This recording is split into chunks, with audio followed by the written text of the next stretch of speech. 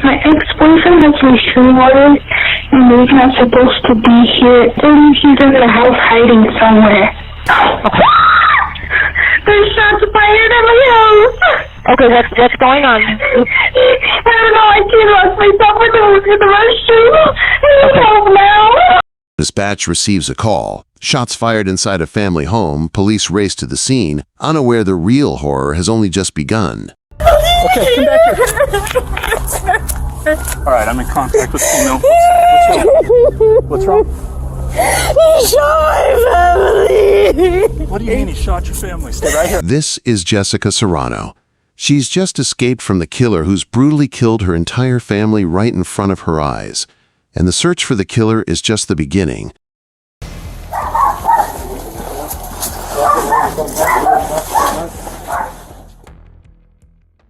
It's the early hours of October 30th, 2022 in Aurora, Colorado. At 2 a.m., dispatchers get a call from Jessica Serrano reporting her ex-boyfriend's belongings inside her home, items that shouldn't be there. What begins as a simple trespassing report will soon lead police to one of the most horrifying crime scenes imaginable. My ex-boyfriend has restraining orders, and he's not supposed to be here around me with this house. And I just found his jacket here, his jeans, and his keys here. Okay. In my closet, hiding. Okay. And I believe he's in the house hiding somewhere. Because he wouldn't leave his Hummer keys laying in my house. Okay. Give me 1 second. Mm-hmm. Okay. Is there anybody that saw him in the house at all? What? Sorry. You're good. Did anybody see him inside the house? No, but his stuff is here. Okay. Got it. Did you, look around? Did you see him at all or anything? No. Okay. Okay. Bear with me 1 second, okay? So we believe he's hiding somewhere. Okay. How many people are in the house with you right now that you know of?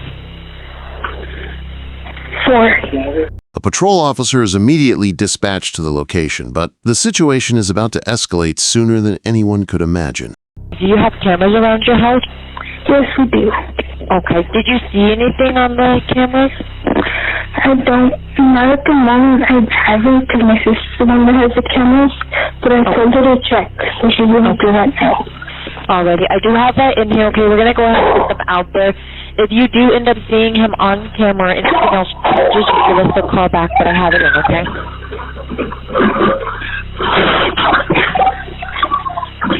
What's going on, Jessica? Oh my God! There's shots fired at my house! Okay, what's going on? I don't know. I can't lost myself in the restroom. Help now! Stay on the phone with me. Help now! Stay on the phone with me. Stay on the phone, okay? Don't hang up. Do you know who shot at the house? No, we don't have the downstairs. Okay. How many shots did you hear? 4. Okay. Was that another one? Oh my God. Okay. Okay, stay on the phone. Stay away from the doors and the windows, okay? Okay, where is everybody else? I don't know. Okay, Jessica, take a deep breath. I have this in, okay? We're getting them out there. Just stay on the phone with me.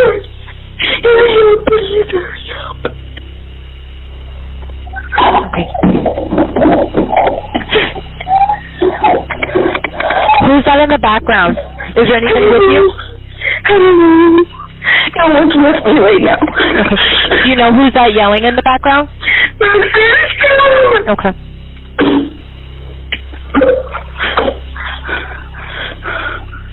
Okay. Stay on the phone, okay? Which room are you in? Are you in the bedroom or the basement? The first room? Okay. I need you to get down on the ground, okay? Get on your stomach for me. The officer is still en route to the Aurora residence. When shots ring out over the call, The sound immediately puts everyone on high alert. The dispatcher keeps trying to talk to Jessica, but it's clear her life is in danger. The situation is deteriorating by the second, and the question looms over every responding unit. Will they arrive in time?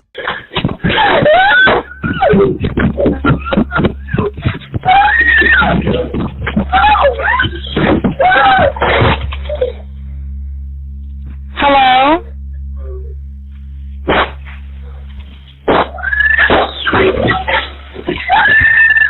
Ma'am?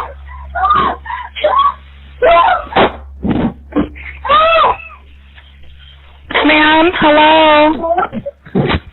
There's no response from Jessica. The silence on the line immediately elevates the seriousness of the situation for the dispatcher. Moments later, sounds are picked up over the line, and what the dispatcher hears in that instant will mark the beginning of one of the worst emergencies they've ever handled.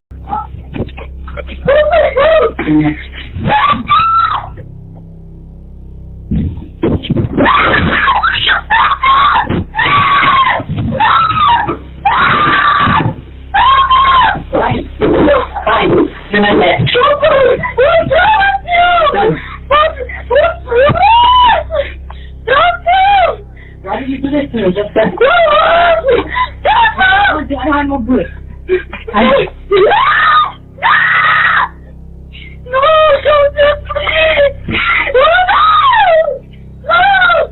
What do you want to do?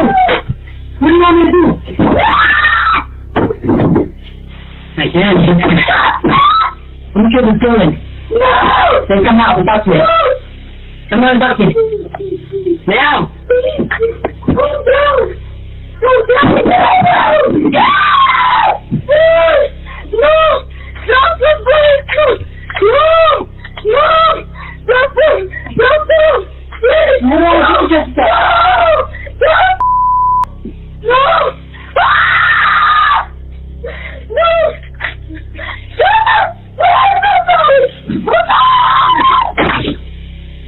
The 911 call has gone dead, and from what dispatch could hear before the line cut, it sounds like the killer might have reached Jessica before help could arrive. Minutes later, police reach the Aurora residence. What they're about to encounter will confirm every fear. Okay, come back here. All right, I'm in contact with female. What's wrong? He shot my family! What do you mean he shot your family? Stay right here. All right, she's telling me he's just shot her family. Stay right there. Thank you. Where's he at? Over where? Where? He's running! He's running! She's saying he's running northbound. I'm trying to get more information.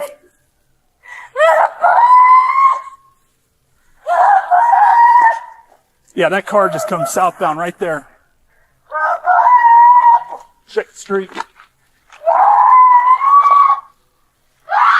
Jessica reports that Joseph Castorena broke the bathroom door. She pushed him into the bathtub and fled. He chased her through the backyard and onto the street. At one point, Jessica tried to flag down a passing car, but it passed her while Joseph turned and moved in the opposite direction. Police arriving on the scene immediately recognize the danger Joseph poses, and a team is quickly dispatched to search for him. I've got one down, gunshot wound in the kitchen.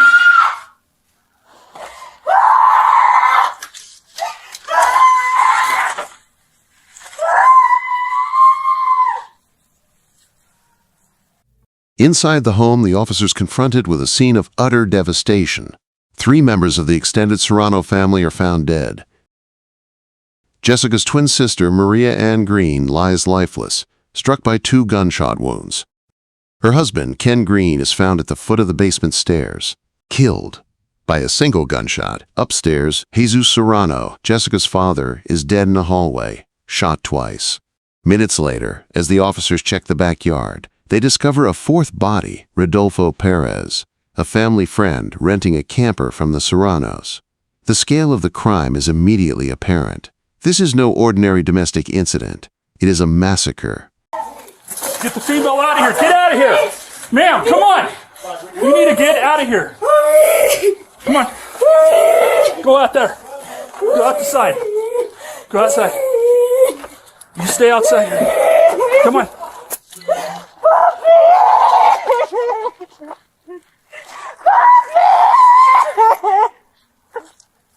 I'm trying to get one. What's he look like? Joseph Castorena. What's he wearing? He's wearing a gray sweater. I don't know. He wanted to kill me too, but he didn't have no more bullets. Okay, you gotta come back over here.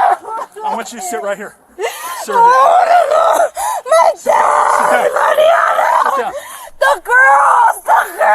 What girls? Yeah. They're in the room. I don't know. Okay, stay here. I need you to stay here. The girls. I might have some girls inside. Some smaller females inside. I want you to stay here. I'm sorry. I just can't believe it.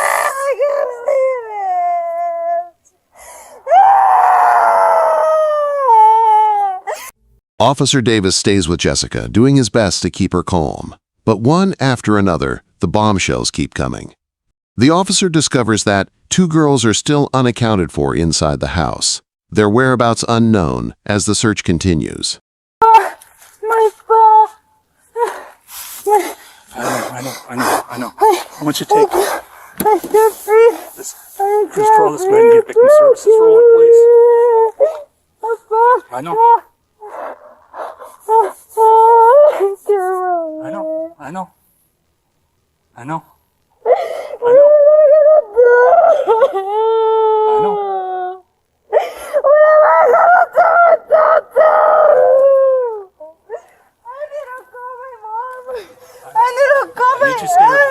I need you to just relax for me, okay? I know. I need you to relax for me, okay? I was telling them to hurry up. I know. I was telling her to hurry up. Sweetheart. I know. I know.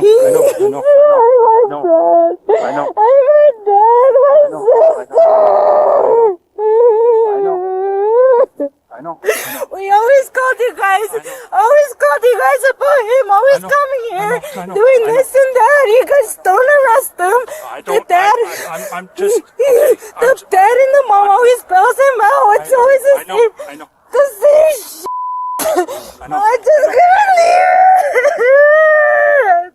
The officer witnesses Jessica's heartbreak firsthand. In her distress, she explains that she has a restraining order against Castorena and that this is not the first time he's threatened or disturbed her. But this time, the situation escalated drastically, culminating in a tragedy that leaves both family and police reeling. I know. Why me? I know. Why?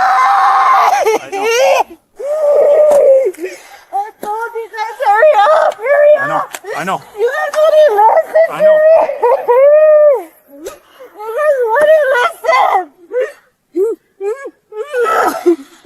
Why?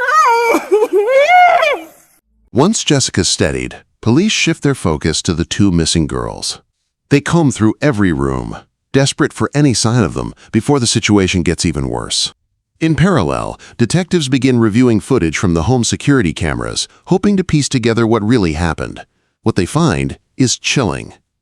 In the footage, police see Joseph outside the Jessica's home at 6:43 p.m., lurking in the backyard. A few frames later, he's seen trying to force his way in.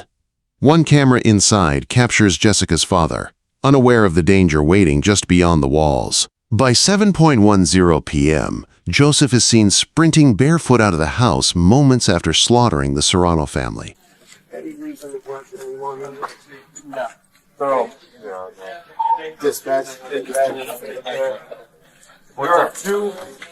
How many do we have in there? 3.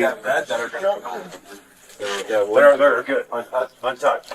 Okay, so Kids don't need anything. Kids don't need anything. I'm here, Sergeant. Mom of these 2 little ones. I think those are her sister's kids. Oh, there you are. Yeah, I think those are her sister's kids. So. Well, there's the sister. She's dead. So, can we get those kids out? Yeah, We're gonna hold here. We need to work on getting those kids out. That lady. we're gonna get them out a different way than Danielle and this. Charlie would take care of those 2 kids. Okay, we need to do it. Okay. Post haste. Do you want us to leave any stuff in here? Holly, have we, where are we at for? Have we done a backyard? We have not done a backyard. This is open. No, because she came in after I came in here, and I had to get her out of here. Okay. So I did not do a backyard search. Police locate the 2 little girls hiding inside a bedroom, terrified but thankfully alive. Now a new challenge emerges. How do they get these children out without exposing them to the nightmare just outside that door? The scene in the home is so shockingly gruesome, it resembles something straight out of a horror film, and no child should ever have to see that. Is there any way to get them out of here without having them see? Let's wrap them up in blankets. Yeah. We'll probably just go out this way, cover eyes and head. We'll take the children's. Well, right now, head to toe, they're okay. Yeah. So we're green. Okay. I'm grabbing a blanket. I'm gonna hold it. Okay. Will you both transport in yours? Yeah, I'm just gonna hold the blanket here, though. You're taking them to the hospital, right? Yes. Okay. Once the kids and Jessica are out of the house, they're taken to the hospital under protective custody. Joseph Castorena is seen on the run barefoot in the freezing Colorado night. There's no way he could have made it far. Detectives trace his phone's GPS, which pings less than a kilometer away. Coincidentally, Joseph's parents' house is in that same area. It's the best lead they've got. Within minutes, the neighborhood is sealed off and a canine team moves in. Just outside the house, officers spot his sister and quickly move. They begin questioning her, desperate for any clue about where he went. Here's the deal. I'll be straight up and honest with you. We want to get in contact with your brother before somebody else from some other agency does, okay? I would rather your brother be alive and under arrest than to be dead or shot because he does something stupid, okay? Is there any way that you can help us out to find out where he's at? I already tried calling him. My sister tried calling him. He won't answer. Okay. Does he have any social media that he might be on right now? Why would his phone be hitting? Why would we be seeing stuff around here? What do you mean? As far as where he was last located. For his phone? Yeah. Like his phone here? Yeah. I don't know. Is there anything? Is there anybody that he would be living or going to someone's house around here or anything like that? I don't know. I just got home. I noticed my dad and mom were gone. They were over here. I called them. That had happened with Joseph. Okay, so are you cold right now? Yes. Okay. Oh, I'm scared. I'm nervous. Okay. Don't be nervous around us. We're here to make sure that things are good. So there's nobody that's in danger inside your house. Okay. Just my mom, my sister. I seen them earlier before I left to work. Okay. What do you mean? And how was that contact? How was that? I just seen him walk out the door. That's it. Okay. Was he mad? Was he angry? No. I think he said something about a haircut. Officers start checking the area around his parents' home and spot his burgundy H2 Hummer parked along a street between the 2 residences. They move in quickly, hoping to find Joseph inside before he can escape.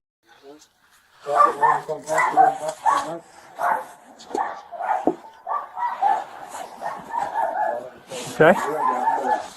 There's a clown like prop inside. It's kind of like person that's just gonna prop. Grab those. Door is open.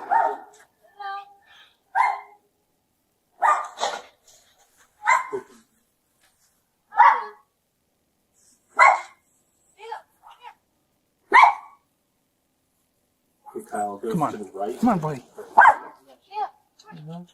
One dog's out. Come here. Come here. Come on. Come on. Here, let me grab the dog. Just, take that and just hold that door. Yeah. There's a bedroom straight in there. All right, Bobby, bring him up.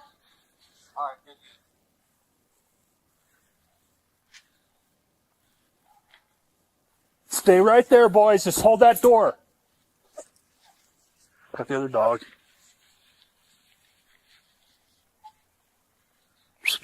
Hey, you got your other dog. Inside the home, officers recover the murder weapon and 9 shell casings. Fingerprints on the 9mm Kimber handgun are later confirmed to match Joseph Castorena. The shell casings are also linked to a stolen vehicle from months earlier. The gun itself was originally purchased by a man in Iowa in 2016, suggesting it had been stolen at some point. Officers move through the house, but Joseph is nowhere to be found. His phone is later recovered in the backyard. Evidence indicates he returned to the house and then hopped the rear fence. Hours pass with no sign of Joseph Castorena. He's still armed, dangerous, and somewhere out there in the freezing night.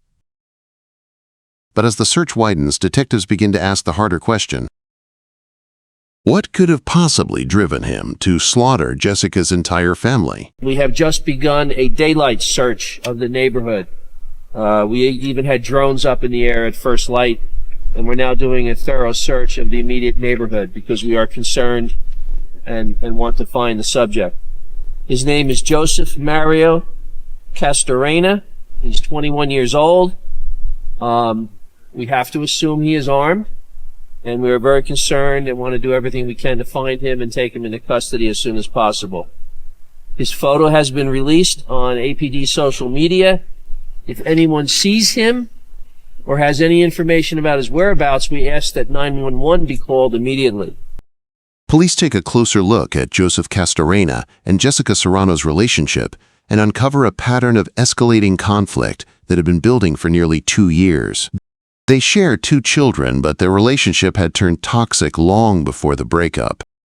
Even after Jessica left, Joseph refused to let go. He stalked her, showed up uninvited, and threatened her constantly. A week before the murders, Jessica and her father filed a restraining order after he allegedly held her at gunpoint. And just a day before the killings, the two were locked in a bitter custody dispute. This has been going on for 2 years already. And even the cops know that how many times I've called and my daughter has called. I'm trying to get answers. I haven't received any phone calls from anybody. I haven't heard from my daughters. I don't know anything about my granddaughters.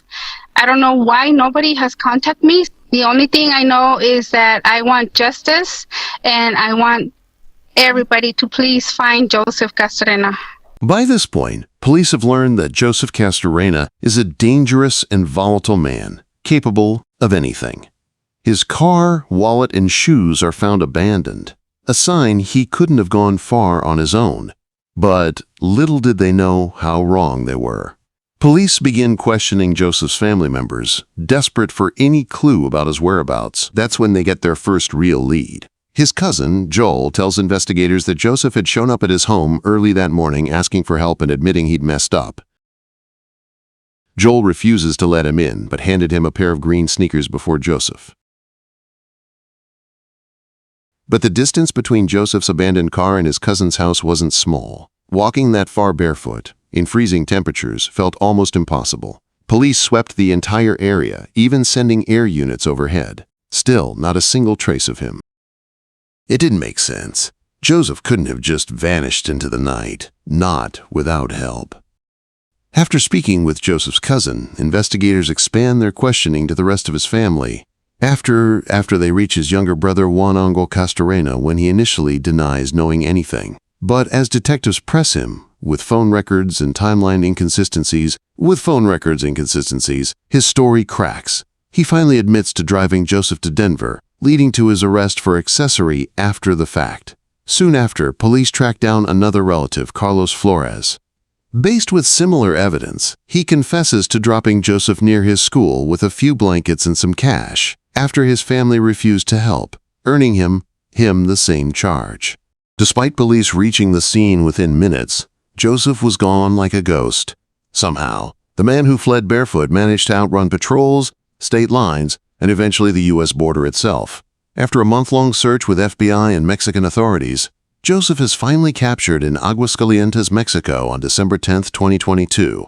The next day, he's transferred back into American custody, transported under heavy security, and placed into an interrogation room where investigators finally have the chance to question him directly. I know it's been a long day, probably for you as it is us. Are you cool with talking to us? I am. But I feel more comfortable with attorneys. Okay. Oh, do you have an attorney? Joseph refused to share his motive, but he has plenty to say about how inept he thinks the Mexican police are. I guess we were told that you were talking to the Mexican authorities. Not really. Not really, no. They're a little more brutal, so. Well, you're shaking like a leaf here. You know nobody's going to beat the out of you in Phoenix, Arizona, so I don't know. What? I said nobody's going to beat you up here. Oh, no, I know. I was shooken up and just was passed out of there. I haven't slept, so. Honestly, just 2 hours of sleep. I haven't slept since, say, Saturday that I woke up in the morning. I slept off, so. Yeah, the Mexican police didn't rough me up a little bit, so. They're not very nice. It's an understatement. Alright, well, like I said, nobody's going to beat you up here, so if you don't want to talk, that's kind of where we're at. It would take almost 2 full years for this case to reach. When it finally did, the evidence laid out before the jury was devastating. 4 innocent people died, all because one man refused to let go of control. Joseph Castorena is convicted of 4 counts of first-degree murder and 1 count of attempted murder. In September 2024, he was sentenced to 4 consecutive life sentences. No chance of release. Jessica had done everything she could. She asked for help. She sought protection, yet a system designed to keep her safe. Couldn't stop him. This case stands as a chilling reminder. When warning signs are ignored, the consequences can be irreversible.